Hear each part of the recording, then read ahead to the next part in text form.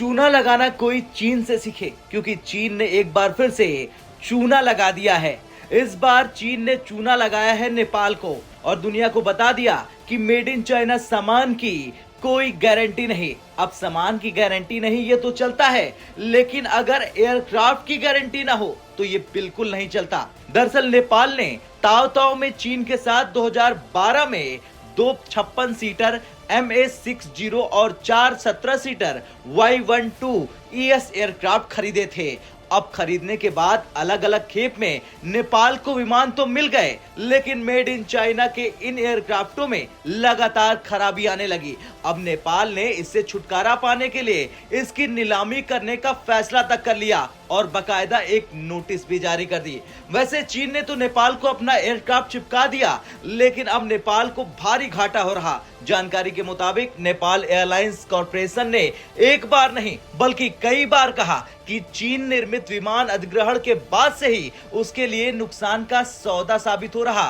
Corporation ने इनकी वजह से आगे होने वाले किसी संभावित नुकसान को रोकने के लिए कॉरपोरेशन इनसे छुटकारा पाना चाहती है और इनकी नीलामी का फैसला ले लिया गया है। अब चीन ने नेपाल को ठग लिया तो मुंह बनाकर नेपाली विदेश मंत्रालय ने काठमांडू में अपने सभी राजनयिक मिशनों को एक नोट वर्बल के माध्यम से नोटिस जारी कर दिया। नेपाली एयरलाइंस ने नवंबर 2012 में 2 56 सीटर MA60 और 4 17 सीटर Y12 यानी कुछ विमान खरीदने के लिए चीनी सरकार के उपक्रम aviation industry corporation of China के साथ एक वाणिज्यिक समझौते पर हस्ताक्षर कर दिए, यानी पूरी तरह से डील। और तो और नेपाल को फंसाने के लिए इस डील का फाइनेंस खुद चीनी कर्ज से लिया गया था। बता दें कि चीन दुनिया का नंबर 1 ठगबाज है।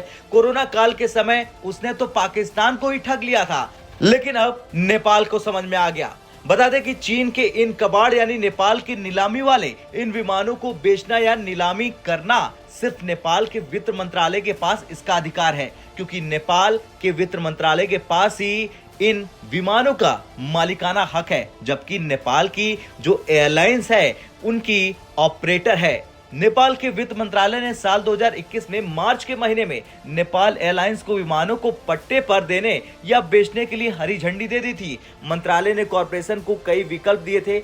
इसमें निर्माताओं को उनकी मौजूदा स्थिति मूल्यांकन करके विमानों को वापस खरीदने के लिए कहना और विमानों को लंबी अवधि के लिए पट्टे पर देना शामिल है।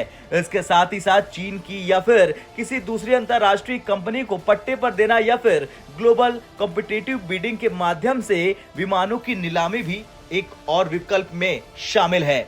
खैर, अब कुछ भी हो, लेकिन चीन का एक बार फिर से असली चेहरा सामने आ गया और दुनिया को एक बार फिर से समझ में आ गया कि चीन से बड़ा कोई ठगबाज नहीं है इस दुनिया में। अब आपका क्या कुछ कहना है चीन के सामान को लेकर कमेंट कर जरूर बताएं।